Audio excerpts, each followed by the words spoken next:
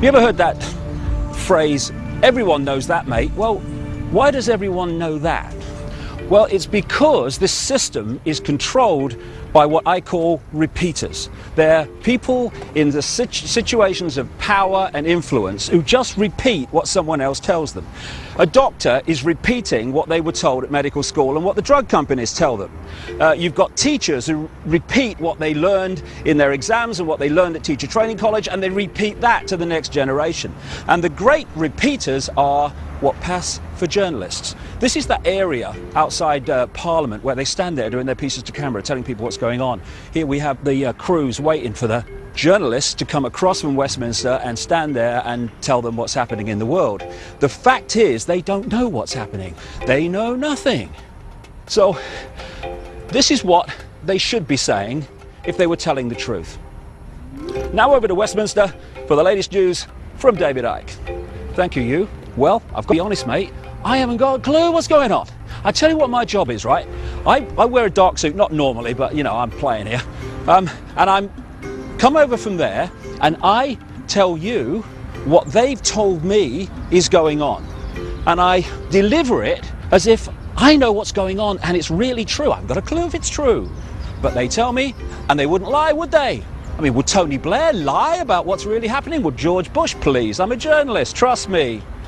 And so, what we call news, what you get paid a lot of money for reading Autocue about, is merely propaganda that they have told me and I tell you. David Icke, BBC, ITN, CNN, CBS, Sky News, Westminster.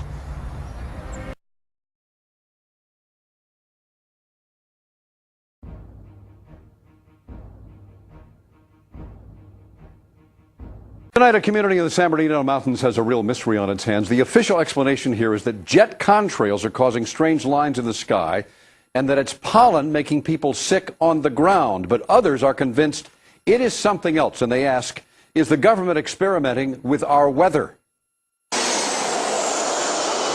There was a huge dust cloud. Longtime Cedar Glen resident Gretchen Sherman says she has never seen anything like it. How big was it? Oh, it covered the entire Cedar Glen area. A cloud of dust, leaving a sticky yellow slime all over her car. It happened again last February, and calls began pouring into the local Alpenhorn newspaper. And they had a tremendous upsurge of children that were not going to school at that time. Pharmacist Ed Burrows says it is the most mysterious illness he's seen in 22 years on the mountain. A lot of eye infection problems, upper respiratory problems, nosebleeds. The nearby March Air Force Base say it didn't come from them. Others said it was a pollen cloud. The Department of Health found a yellowish tint on a tissue submitted for testing. But, quote, there was no sign of any biological form, such as cedar pollen, and the test was ruled inconclusive. And it wasn't long before things ballooned into a sky-high mystery. The story is not just here in Crestline and the alleged yellow cloud. People say the government is up there in airplanes spraying all kinds of chemicals to change or manipulate the weather, leaving what you see there, and they call that a chemtrail. So what I look at there and I think are contrails, you're telling me are chemtrails? Yes, that a contrail would be dissipated by now. It would? Yes, it would. Chemtrails. On the internet, they are cited as proof of the government creating clouds to combat global warming. In response, the Air Force says that, quote, there is no such thing as a chemtrail. The actual contrails are a safe and natural phenomenon. And that people are seeing more contrails simply because there are more jets forming large clouds, depending on weather conditions, as in this video of alleged chemtrails shot near San Francisco. I think these are contrails.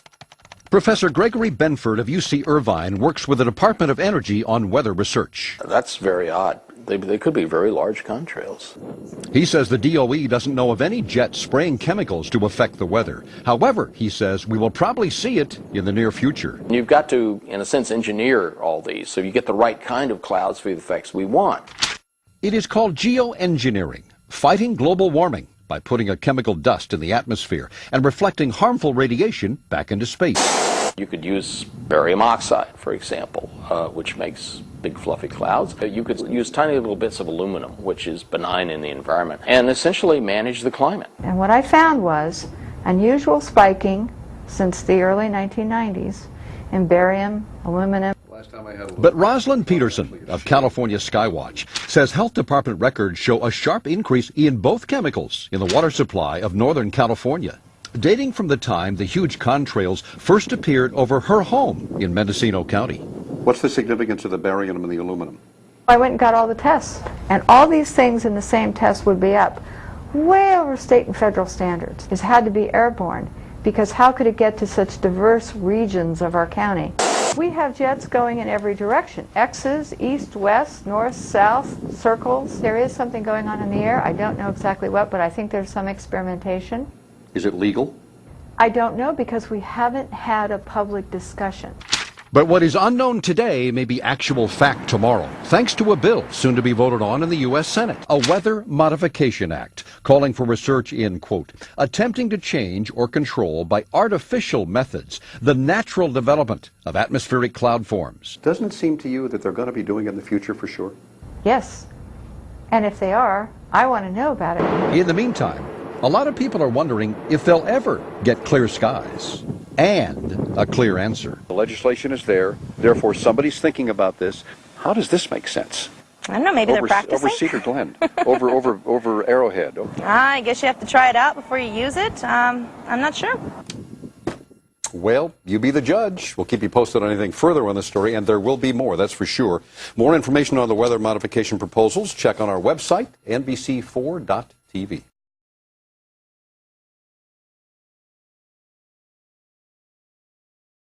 Could a strange substance found by a southwest Arkansas man be part of a government test?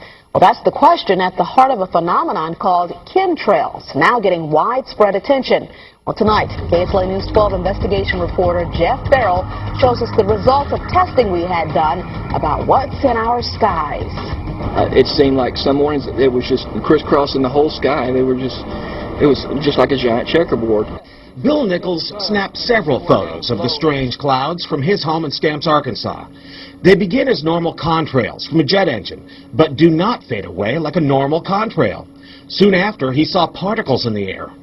You know, because we'd see it drop to the ground in a haze. Nichols then noticed the material collecting on the ground. This is water and stuff that I collected in bowls. I had it set out in my backyard on my dad's pickup truck. KSLA News 12 had the sample tested at a lab. The results? A high level of barium, 6.8 parts per million, more than 3 times the toxic level set by the EPA. Armed with these lab results about the high levels of barium found in our sample, we decided to contact the Louisiana Department of Environmental Quality. They told us that yes, these levels are very unusual, but at the same time they added the caveat that proving the source is a whole nother matter.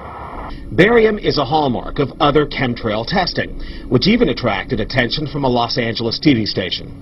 There's already no shortage of unclassified weather modification programs by the government.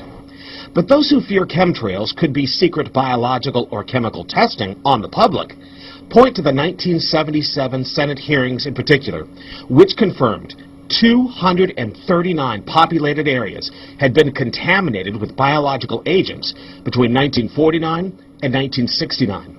Later, the 1994 Rockefeller Report concluded hundreds of thousands of military personnel were also subjected to secret biological experiments over the last 60 years. But could secret testing be underway yet again? I'd rather it be something inert and benign, something that's, not causing any damage, but I'd like to know what it is. KSLA News 12 discovered chemtrails are even mentioned by name in the initial draft of House Bill 2977 back in 2001 under the Space Preservation Act.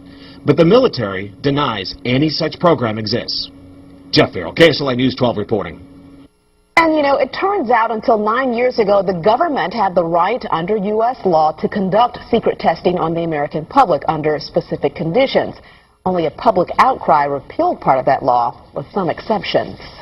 Jeff's report mentioned high levels of barium linked to those alleged chemtrails. We wanted to find out exactly what effects barium has on the body.